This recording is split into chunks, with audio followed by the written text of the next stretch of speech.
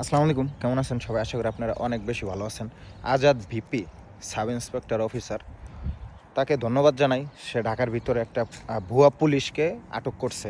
সে কী করতেছিল? সে হচ্ছে গিয়ে রাস্তায় ট্রাফিক বসাইয়া আপনাদের মানুষকে হয়রানি করতেছিল, যে টাকা পয়সা চাইতেছিল। এইগুলা এই সব মনে করেন কি যে কি বলবো, আপনারা এই ছোটোখাটো বিষয় একটু চিন্তা করে দেখেন।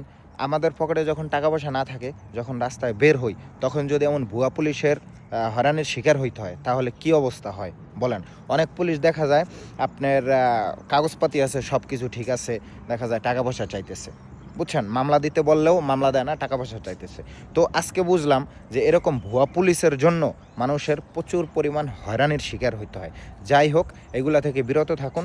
আর হচ্ছে গিয়ে আজাদ বিপি এই অফিসারকে আমি ধন্যবাদ জানাবো। আল্লাহ তালা তারে নেখায়াত দান করুক, আর এবং এমন হাজার হাজার মিশন কমপ্লিট করার তৌফিক দেখতারে। আর যারা যারা এই ভুয়া পুলিশ তৈরি করেন বা ভুয়া পুলিশ হন, ঠিক আছে, এইগুলা আপনারা ভাই কিসের জন্য করেন?